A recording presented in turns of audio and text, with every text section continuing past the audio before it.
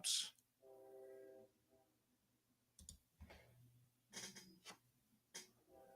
And you're on.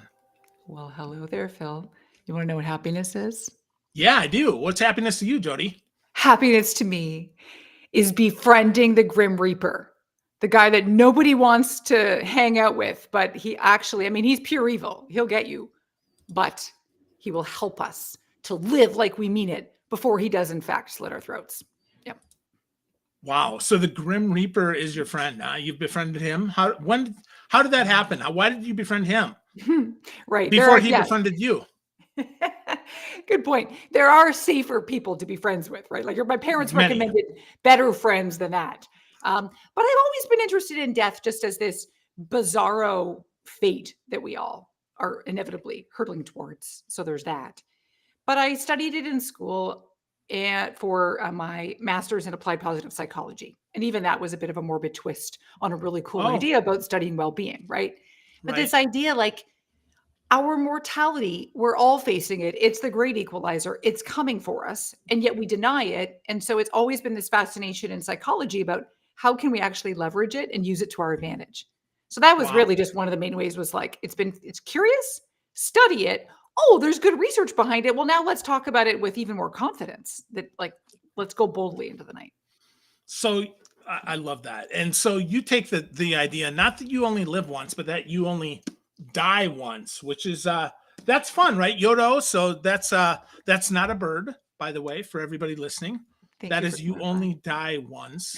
And so that's interesting, right? How to make it to the end with no regrets. Well, that's a goal, right? And whether you believe, by the way, if you believe in reincarnation, you're just going to die many times, but you're only going to die in this life once. And so maybe we should think about living this life in such a way that we do it justice before we all do inevitably bite the biscuit. That's the spirit behind it. And, you know, I toy with death. I love talking about it. I love reminding us, and we're going to do a countdown if we can about how much time we have left, because that's the spirit that really helps us to stop taking life for granted, which we're wired to do. But just to be super clear, this is not just because I'm a morbid weirdo. Like, this is all in service of living with intention and urgency and passion before we do, in fact, go. I had to make that clear. No, I think that's an important distinction there, to make sure that we're talking about really living full out and living the good life, or the better, or at least the better life that we have. So yes, well said. Like, even if it's just an increment better than it was this morning, just giving it a go, I think is the spirit. So yeah, and giving it a go until, in fact, we are the ticking, time bombs of our lives. We are indeed. And with that, I love how on the first of every month on Instagram, you put out a little calendar of things that we can do. And today is joke day. So Jodi, tell me a joke. Oh, for gosh sakes. You're asking the wrong one. Can I flip this right back over to you here? Yeah, I'll tell you a joke. So what do you call a moose without a name? Tell me. An anonymous. See, I love that. I tell dad jokes. You know me. This is why I could not even start to tell a joke, because if you got that kind of thing cooking, we need airtime on that. That's right. Right. So yeah, but with that, every day has something to celebrate. And I think that's so important. So where the hell do you find all these crazy things to celebrate, Jodi? It is a really interesting endeavor at the end of every December where I'm scrambling. And there are no shortage of websites.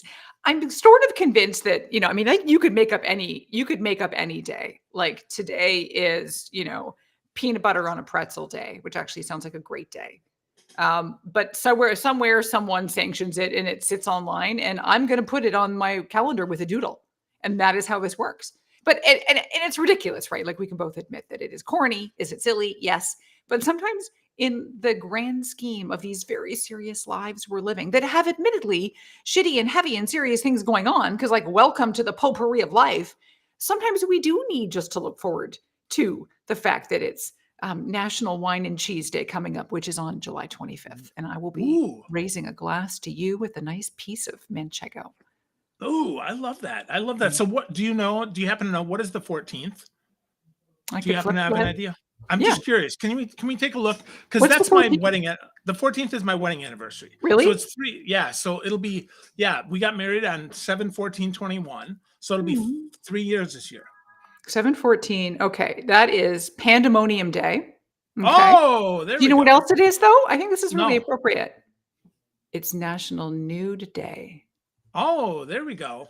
Right on There we theme. go. I'll have to talk to my wife about that. She's the boss of the calendar. Well, what I actually am seeing right now is this combination of like nude pandemonium. I don't know. It's going to be really loud. That's all we're going to say. So with that, okay, Jodi, enough of the dirty works. So with that, you have a beautiful book, and I am so happy that I got to read it. So with that, the first half of the book kind of talks about death, and the second half talks about life. But I would argue they both talk about life, and I like your memento vivere Ah, as opposed to just memento mori. yeah, yeah, good call. Memento mori is the Latin phrase that means remember we must die, which is really kind of where I come alive. Because, like, yeah, we need to do that counterintuitively in order to take this life seriously or less seriously, depending what you need to do. But then memento vivere is remember to live. And that to me is like, well, that's gonna happen after we've toiled with the shock value of having 1,815 Mondays left, like me. Oh, crap. And then, oh, planning for, I don't know, your National Pandemonium Nude Day, for example. Those are little tiny things that can help us get re-engaged with life, because we do get caught up in the routines of being really busy professionals or adults or parents or whatever you're up to, right? Yeah. Yeah, we totally do. So why do we get so damn caught up in that? Why don't we just live? Yeah. It's a funny thing because who was it? It was Nietzsche. Like, man is the only animal that has to be encouraged to live. And I'm going to give you one more quote that's not mine. These are just old men who've died who said cool things. Anatole France said, "The average man does not know what to do with his life, yet wants another one which will last forever." So we're so complicated as humans, right? Because we all know how to have hopes and dreams and bucket lists and really great things, and yet when it comes down to it, we just become creatures of habit typically because it's safer, and we like homeostasis because again it's safer. It goes all the way back to the days of old when stay close to the tribe and venture out. You might get killed, or I don't know, come up with a new idea and you might get your head chopped off. I mean that quite frankly is like every corporate environment pretty much, but we need to be encouraged to live and pursue some of our dreams. So we get very concerned with efficiency and production. And one real substitute in our culture these days for this perception about having meaning is that I will really put all of my work into my job. And for many of us, that's awesome because we love our jobs. And for many of us, we half love our jobs, or for many people, they don't love it at all. But we become one-dimensional or two-dimensional, where we're just working, and we all of a sudden feel like, well, wait a sec, like what happened to the fun in my life, or what happened to that joie de vivre that I maybe let go after college? And so these are all just little opportunities and pockets to spice things up in the lives that have become naturally ho-hum, and we lose track, right? We just get into autopilot. And so that's the exact thing. It's a normal situation, happens when we become responsible adults. And we just need to be, quite frankly, cattle prodded back to life sometimes by the threat of the fact that we're temporary. And that is, I believe, my job to remind us all very regularly. Which you do very well, by the way. You remind us of that often. Yeah, because I love following you on Instagram. I see every day you put up a video or you put up a calendar or you put up something. And I'm like, hey, that's a good reminder to actually live the life that I want to live.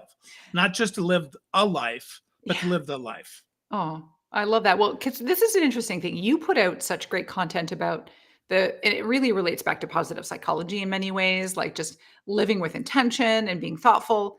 And all of that stuff is, again, we have a lot of that in common. And part of what I'll just be really honest about is that I've always been a little bit disappointed in us as humans, that for most of us, we're not motivated enough to just go for the thing, or find inspiration in the article and be like, yeah, I'm going to be more optimistic, or yeah, I'm going to go and face my fears today, or, insert here. Not sometimes, unfortunately, oftentimes we do need that threat of scarcity, because this memento mori idea is based on the concept called temporal scarcity. And it's that belief that anytime we see an asset as temporary or rare, our perception of its value soars. So when we put life on this, oh yeah, remember, it's finite. We need that in order to feel the discomfort, in order to say, oh, what am I waiting for? I better book the trip. or, oh, I better start that Etsy shop, or whatever you long to do. Yeah. Do you want to start Wow. an Etsy shop? I've thought about that. I'm not as good of a sketcher as you are. So no, I will not. But you should start an Etsy shop because I could But see that you working. could put your jokes on mugs and then sell them on Etsy. I could steal other people's dad jokes and then put them on mugs and claim them as my own. Why not, right? Or just give them credit on the bottom. Oh, there's no credit because they're like anonymous jokes. So I'll just steal them.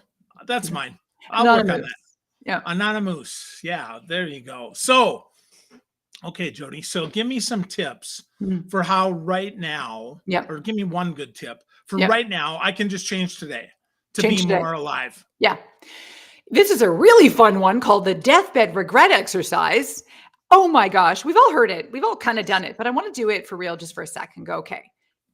Now is the moment. You are reclined and you fortunately have a healthy dose of morphine coursing through you. So you feel fantastic, but you're looking back on your life. And I don't care about the regrets about the stupid things you did. They actually don't really matter that much to us psychologically near the end. The ones that haunt us, the regrets, are the things that we didn't do. Any dream, any hope, any little whim or whimsy or idea, anything that we thought it will be cool to do XYZ, or it would be really important to me to do XYZ, or I want to be this kind of person. What would be something if you're kicking the bucket now, you would feel a pang of regret for? Like, oh, I always said I wanted to learn that language, or do that children's book, or hike the Camino thingy, or be bolder, or make up with my long lost cousin. And can I get nosy? Like, what's an example for you of something that you'd think, oh, that would have been cool to do, but I didn't because I'm dying right now? That's a good question. I think I think probably get a book traditionally published Ah, would be a big one for me. okay. So you'd be lying there going, oh, I didn't go for it. I didn't Yeah, I didn't actively go take for the it. Yeah, I step. didn't go for it. I didn't actively take the step. In fact, I didn't even ask, which is a problem, right? Right. We talked about that earlier. Okay, I love this one so much. This is so juicy because this is so cool. This is the exercise, and it's so super cheesy. I call them pregrets. When you identify a regret Oh, in the making, right? So this is mm. like it is not a regret yet because you're not dying. You look very healthy. You look Oh, very thank full of you. vitality right now. Great color. You've got color in your cheeks. You're definitely not dead. So now, though, you get to do something about it. If it's something you said is going to matter. Now, I work with some people in workshops and I get them to write them out. And some people are writing on the front of the page, the back of the page, the spine of the page. Some people are writing it like they've got a ton of things that they're like, oh, I would regret. I'm like, hey, okay, what if you picked one, the first one? Or what if you picked your top three? And you may say right now that this one would feel like you'd kick yourself, but nah, there's actually something else first. But I want to go with this one just as an example. This is something because I want you to skid in broadside into that grave in a cloud of smoke, thoroughly used up, totally worn out, loudly proclaiming, wow, what a ride. That's the Hunter S. Thompson quote I love. Yeah. Life should be a journey to the grave that way, right? I want you to skid in broadside and being like, I gave it a go. And so I guess the question is, what would be one thing that you would do in order to do that step? And that would be to actually submit a book proposal Yeah. to an agent, right? Because I Okay. submitted. I shouldn't say that. I did submit Yeah. one once, Yeah. like 20 years ago, and Yep. I got rejected. Of course, I Yeah. sent one, so I'm Yeah. 0%, but I'm one yes away from 50%. You nailed that. And because I come from Canada, I have to quote Wayne Gretzky, the hockey player dude. He said, you miss You- 100% of the shots you never take, right? Yeah. Yep. Even though I hate hockey, but you, yeah, what a funny thing. This example's so real because that's a memory you have that does not feel good. I Right. I I Totally. organize my life to avoid rejection, okay? Yeah. And so I play small many times. I do all this work and talk just so I can help remind myself to live. I don't pretend I've got this shit figured out. But so my inclination is to organize. I will play small. I will play safe so I don't feel feelings that are going to make me not feel good. And then Yeah. I'll pour more wine. Well, okay, that's one tactic. Or I could be like, wouldn't I on my deathbed feel proud that I did try and get the agent thing like what you're talking about and I Yeah. did do the proposal? And the answer is yes. And oh my God, like everybody listening right now, we all know you and love you and like you can nail this book thing traditional. If you want that, you can nail this. This is not an undoable. I mean, anyway, sorry, I'm weighing in on my opinion now, but no, but that's anybody listening could honestly say the same thing. If you want it, you can do it. You just have to want it enough that you're going to obsess about it, that you're going to buy the book to write the proposal. You're going to then submit it to some people like a Josh Bernoff, who I know is awesome at this stuff. I mean, I have the resources. I don't have the cash to do it right this second, but I understand the resources. I understand what needs to be done. Okay. And now it's just about, okay, what's the one small, to your question, what's the one small step that can be taken? And that's take a first stab at a book proposal, which is honestly doable. Because I could get a book proposal from you. Hell, I could get a book proposal from a lot of people. Yeah. That said, oh yeah, okay. Yep. Well, I love how this discussion's going, because I remember 2 years ago, I had a friend who really rattled me. He's a coach, and when I told him I wanted to write a book for the year, that was my goal. He's like, he was testing me on when am I going to start, and I had some delaying things going on, and he listened to me talk about how basically my answer was, I'm not going to go home tonight and start it tonight. And his point was, he goes, I don't think you want it bad enough. And I wanted to punch him, but I did not. We were in public. And I went home and it stung and it simmered and annoyed me, and it worked, because then I ended up getting on Amazon How to Write a Book Proposal, the book. Jeff Herman. Yep, Jeff Herman. Well, this one actually is Michael Larson. Oh, Michael Larson. I'm not familiar with him. Okay, and I have to tell you, he was really lovely, because I did it. I focused, and then I finished it, and then I got to the end, and then it said, oh, also there's a new edition. And I was like, I read the old fucking edition.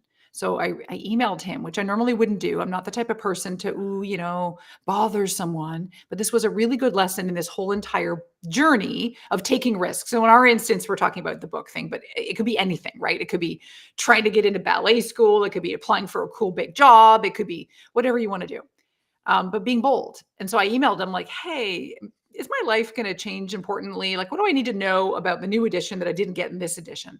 And within 1 hour, he phoned me. And oh my he gosh. gave me like an hour-long coaching session on the book proposal that was so instrumental. And then it got everything in motion, and I'm so grateful to him. And so anyways, I mean, everyone should just email him right now, and he'll probably call you back. No, go buy the last edition and then email him, so you can be honest about it. Exactly. But that was super helpful. And then it's just having, just for me, I needed people to be accountable to. So I told my dad, I said, I'm going to reach out to an agent, and I need to do a query letter. And then for him, I said, I'm going to do it by Monday. And so obviously Sunday night I was doing it. I don't care. It worked. Right. So for you, you've got people, you've got the whole thing, you got ideas. So now I believe you have, like, look at all your loving listeners want you to win and succeed. And they also want to hold you accountable, and they want to be really aggressive about it. So when do you want to do this by? Good question. Boy, I'm going to say the 1st of September. Ooh, because that'll give me 60 days. Totally. To do a proposal outline and a query letter. Well, at least do the query letter, right? To get the query letter, which includes the outline. Great. September 1st. That's a big boom. You've got this. And we all know August the 30th and 31st, you're going to be working away because you want to be able to say. Yeah, that I did this on the show, right? That's cool. You have to, I'm so excited that you're going to talk about your journey towards creating this thing, which is a goal that you have that you're going to go and aggressively pursue. Me too. So with that, you talk about how many Mondays though that we have left. Your book is, or not your book, but your website is 4000mondays.com. Why Monday, Jodi? They're so irritating, aren't they? I know. Well, here's the thing. If I had said 4,000 Fridays, it wouldn't rankle anybody because we all love Fridays, and it'd be like, yeah, that's a lot, or, oh, that's not enough, but we'll still party through to the end. Mondays, though, have more of a visceral reaction when we stop and go, like, if you're still in your working years, you're going to go, wait a minute, I have 1,814 of these shitty waking up Mondays left. Like, I better change my job. Or maybe you realize that, wow, I my job isn't so bad, but I want to change the way I approach my week in my life. So it actually, I think, allows for more of a wake up call than a Friday or Saturday. Well, and it's a beginning. Fresh It's the start. start of the week, a fresh start. You get an opportunity to hit the reset button, and now I've got one more, one less. I've got 1,514 Mondays to go. Wow. So therefore, I know Yeah. basically in 2 months, I'll have like 1,500 Mondays to go, Ah, yeah. which is like, whoa, Yeah. okay, Yeah. that's really interesting. Yeah. It's an important countdown. And it's that Yeah, it is exactly that tone that you have that I think we're looking for, which is the gravity of it. And again, this is not to spark existential crises where we know where all of a sudden, where's Phil? We haven't seen him in a while. He's deep dark in his basement in there. No, this is about that. Oh wow, like jolt us out of that routine about we just because we take our time for granted. You know what? This is what we do, right? Many people in your shoes, you would have done this had we not had this conversation. And now you owe everybody a follow up on September 1st, which we're excited for. But we just keep doing this thing where we kick the can down the whatever, the street, the road, and we go, I'll get to do it later. Yeah, I know I want to do this. Yeah, okay. I'm self-aware, so I can acknowledge I'm scared, or I acknowledge that I'm procrastinating or whatever. But life will always serve us up other things to do in the meantime. sure. And so there's always a good rational reason why you're not working on the query letter. However, this is the whole thing with 1,500 and change left is, but you may not have the time. And not because you're going to die prematurely. I'm knocking on melamine, so you won't hear. But like, this is about sticking up for ourselves and making choices now that honor our absolute privilege of being alive right now. And so every time I say, oh, I'm going to do that thing later, or every time I do the thing where I put something on a bucket list, which to me, I'm love hate about those things because it's good to have a repository for great, cool ideas and dreams. But I also think it almost gives us permission for I will do this later. And that's risky Mm, because every time we decide it's something I'll do later, we're not showing ourselves and demonstrating that we are worth savoring, that we are worth living like we mean it. What we're demonstrating is that we are deferring and that our life, the good life is going to be ahead of us, but certainly not right now because I'm too busy right now to enjoy or to feel proud for creating the letter that I'm going to send to agents, right? wow. Wow. So, okay. So how do we get started on this, Jody? How do we get started flipping our mind Yes. from I've got tomorrow to maybe Yeah. I don't, and this should inspire me to act? Good question. We all have to come close with a very near death experience. I'm totally Mm. kidding. I'm totally kidding. Oh, Imagine good. Oh, thank God. we have Good. to, yeah, flatline for like 40 seconds and then have a friend bring you back. Okay, Yes. I got it. All right, I'm here. All right, next. Although jokes aside, ha ha ha, that is people who have had any kind of a brush with death. They have the best wake up calls of all. They're living lives that's just with way more intention than the rest of us because they've sort of seen the light. They know what they almost lost. And in one way, in the chapter in the book about wake up calls, I do talk about how to not obviously have your own near death experience, but to really do the work of contemplating it and imagining that you got to come home from the hospital, where you maybe spent time and you now are rehabilitated and you get to live this very precious life. That's one technique. But you've already mentioned the first thing. The first thing I recommend is that everybody counts their Mondays. And on my website, on the resources page, there's a free calculator if you don't want to do the math with your life. So counting is key. I do recommend the deathbed regret exercise. I also recommend thinking about your life in terms of two different dimensions. So living wider and deeper. Many of us just think about life in terms of living longer. We all know the blue zones. Yay, let's get to 100. Let's all become centenarians. I'd be like, yeah, as long as you are like happy and you are mobile and you're not, like basically living on some kind of life preserver. So living wider has to do with the dimension of having more vitality in life, which is the fun and pleasure and happiness and all the cool experiences that you can stuff in that you want to, whatever your pace is. And then living deeper has to do with that sense of meaning and having purpose and maybe having good relationships with people, spirituality, if that matters to you. It's the deeper stuff in life. And when I offer those two categories to people, I kind of think of it almost like, where would you plot yourself on a scale of 1 to 10 for the width of vitality and the depth of meaning. And generally, we have an instinct. We kind of go, and actually, statistically, through my research, most people find themselves in the category called meaningfully bored, which means they've got enough meaning. Like maybe their job is meaningful, maybe they're a nurse or a parent or who knows, but they're just really freaking bored. They're kind of like, I just want a little more fun or pizzazz around here. Or like I used to laugh more or have more fun. Or like now maybe they're kind of aware, like I'm a highly functioning zombie and all I'm doing is work. And yeah, it's fine, it's meaningful, but can we not just spice things up a little bit?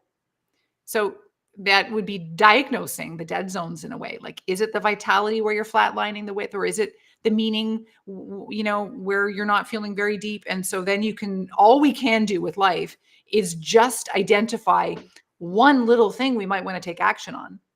Like that's all we really can do. Like with you, it was like, I'm going to sit and maybe it's like look up resources about how to write the best query letter of all time. What would the next thing be for someone who's like, I'm feeling really bored.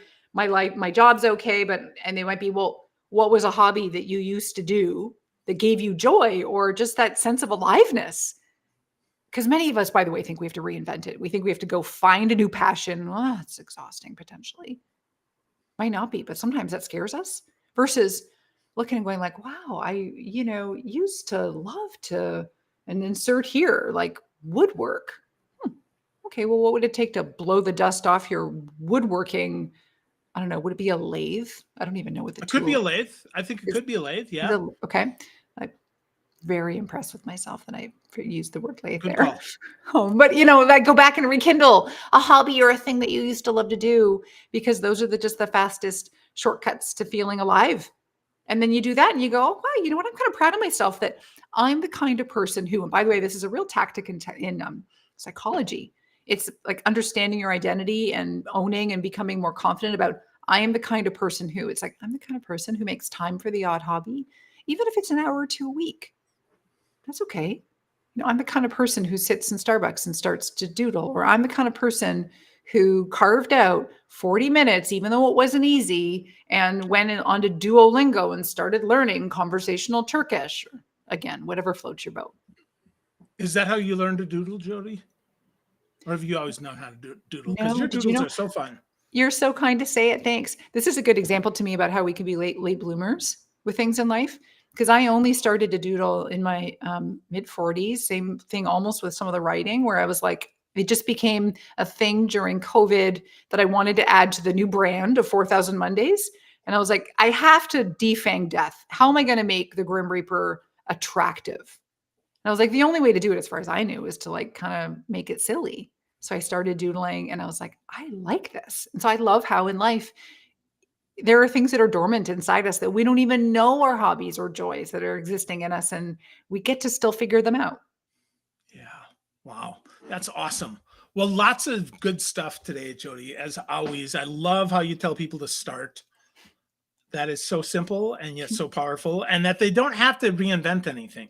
They can just look back, find something they used to love, and maybe rekindle that. A lathe, if you will. So that's beautiful, right? So really good. 4000mondays.com is Jodi's website. You can pick up a copy of her wonderful book, You Only Die Once, which is super fun. Jodi's also very active on Instagram. She's got some great stuff up there at 4000 Mondays. You can check her out there and then just follow along. But I'd encourage you, friends, get busy living before you get busy dying. It's pretty simple. Oh, so well said. You're amazing. Thank you. Thank you, Jodi.